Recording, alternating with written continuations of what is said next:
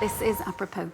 Well, Donald Trump and his threats to slap punishing tariffs on his northern neighbour dominated a televised leadership debate this week as part of the race to become Canada's next Prime Minister. The contenders to succeed Justin Trudeau clamoured to present themselves as the best choice to take on the US President. Let's hear first from frontrunner, former Central Bank Governor Mark Carney. Let me start by being clear. We will never, ever be part of the United States in any way, shape, or form. We have to recognize that the Donald Trump of today is different than the Donald Trump of several years ago. Then his objective was to take more of our market. Now he wants to take our country. Trump represents the biggest threat our country has seen since the Second World War. I have recognized that from the outset. I've built my campaign on a plan to answer that threat. I do think, though, it is a big mistake for Canadians to think that because we can't change Trump, we can't negotiate with him. Of course we can't change him, but we can outwit him. He did a deal with Putin for critical minerals in Ukraine. Who else has critical minerals? Canada. And so we need to understand what the US is trying to do here, but we also need to make sure that we are standing up for our sovereignty and for our economy. The Liberals are due to announce their new leader on the 9th of March. Mark Carney saying he might call an immediate election if he wins. In any case, a vote must be held by the 20th of October. Well, for more, let's cross live now to our correspondent, Emily Ragubir.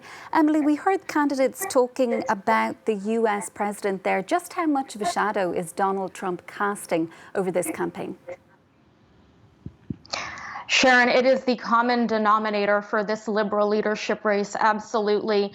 I mean, the game has completely changed. This is a new ball game for Canadian politics and for this Liberal leadership race. And, you know, it's really been a tumultuous past month since the U.S. President Donald Trump came in to power for a second term, and it has changed the entire Canadian political landscape on its head. Now, for international viewers, if we take it back just late last year, when the Canadian Prime Minister Justin Trudeau stepped down from position, or announced his resignation to step down as Prime Minister, the Liberals as a party was not very much in good standing here. And now, since this whole tumultuous situation has since taken shape with the U.S. president, it has really become a lifeline for the Liberals, for the Liberal Party overall. And so we just heard there from all four candidates, Mark Carney, the former governor of the Bank of Canada and former governor of the Bank of England. He is running and positioning himself as an outsider to this. In fact, saying that he wasn't part of this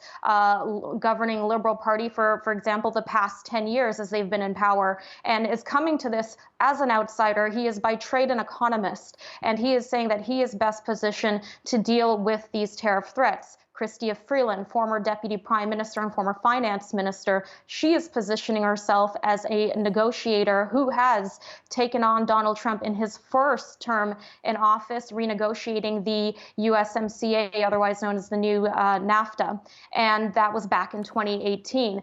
But as Mark Carney, who is one of the front runners and pretty much leading this race as it stands today, he did say that just right there, said this is not the same president we are dealing with 4 years ago. He is not after markets, he is after the country. And the other two of the four candidates, Karina Gold, she is the former House Leader of the Liberal Party. She is really speaking to younger voters and speaking to Canadians here who are troubled with the economy, troubled with the cost of living and housing. And finally, Frank Baylis, he is a former MP, also a businessman, and he, much like the other candidates, say that Canada really needs to shore up their partnership with other allies around the world and start looking to diversifying how Canada does business with other allies and also within their own country here in Canada. Emily, we'll have to leave it there for now. That's our correspondent, Emily Ragobir. To discuss further, we're joined now by Guillaume Lavoie, Associate Member of the Raoul-Dandurand Chair in Strategic and Diplomatic Studies at the University of Quebec in Montreal. Thanks so much for being with us on the programme this evening. We heard Emily talking a little bit there about the candidates who are in the running. We saw them debating on TV this week. What is the verdict? Who do you think is best placed to face off against Donald Trump? Well, good to be with you. It is phenomenal, I think perhaps unique in Canadian history, that the fundamental question of a campaign could have changed so much in so little time. It used to be, the ballot question used to be, who can replace Justin Trudeau and the fastest please? And now it's who can face Donald Trump? And therefore that ambiance is favoring the Liberals, giving them a second life for sure, because it's the traditional party of government in Canadian history. And Mark Carney is playing up his CV. Every indicator so far seemed to favor Mark Carney to take the helm of the Liberal Party and become Prime Minister immediately as he wins the leadership race. But even now, the Conservative Party is changing its tune. With changing its slogan, for example, which is now Canada First, which is both as a reaction to Donald Trump, but yet aping Donald Trump's slogan too. So this has completely changed the conversation about the next election. Yeah, the Conservative leaders have been praised by Donald Trump and Elon Musk. Parallels being drawn between him and Donald Trump, their style of leadership. Is this a help or a hindrance, though, to a campaign taking place in Canada if there is a snap election to be called? In either case, there will be an election before the end of the year. And there are no real parallels between Trump and Mr. Poilievre, the Conservative leader in Canada, there are very few parallels between any Democratic politician and Donald Trump. But there are some echoes. For example, some sort of a taste of anti-elite going after the central bank, saying he will never send his ministers to Davos. And now what we see is the Conservative leader and the Conservative Party are pivoting very quickly away from anything that could be exploited as such, because this would be the first, second, and third lines of attack by the Liberals. So the Conservatives are probably hoping that we go back to, and that might happen in a few weeks, to a conversation on cost of living, inflation, releasing energy projects, which was the real conversation before. As one hope, perhaps, for the Conservatives is that there is a certain accoutumance or normalization of dealing with Donald Trump, and what is perceived today as a very acute crisis might become everyday news a month from now. And therefore, we'll see what might happen.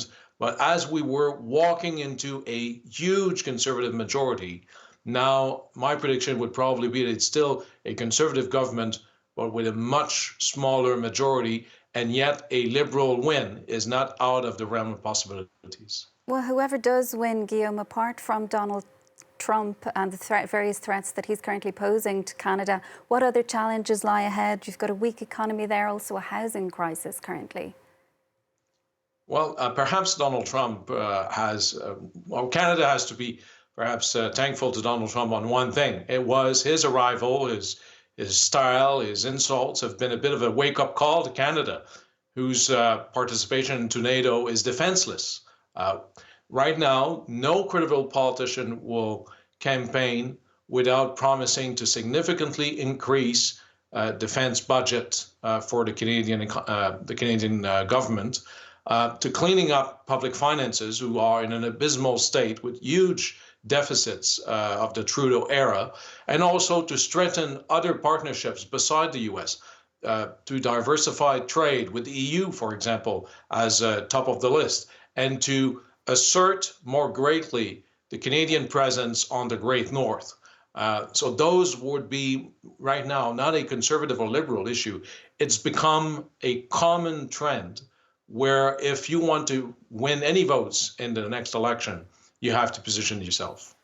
And what about the prospect, or very real prospect, of tariff hikes for Canada? All the potential leaders there agree they pose a threat, but what exactly is to be done?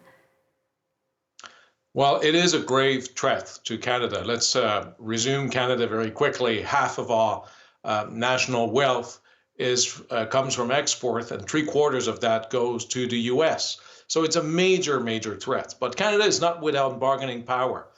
We are an energy superpower. We're the US #1 client. We're the US #1 supplier for energy and other significantly strategic supply, for example, potash, which is linked to the ability of the US to develop its agriculture, aluminium, for which Quebec and Canada is by far the most important supplier, and energy, for sure, from oil to gas to uranium to electricity. So it will hurt the Americans a lot, and it will hurt Canada too. But there is the speech of Donald Trump, but Canada's best allies in this fight are Americans, American businesses, clients, governors. 38 of the 50 US states have Canada as their #1 trading partner.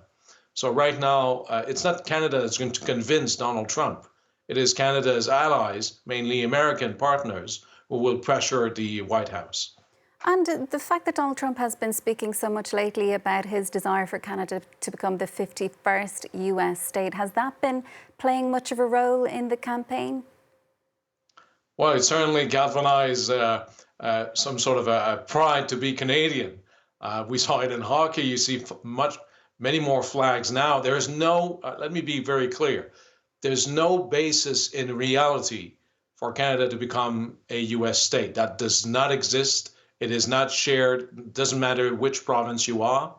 And if anything, it probably helped the Liberals. It probably helped national unity in Canada. So Donald Trump here, perhaps by becoming this adversary, has brought Canadians closer than in many years before.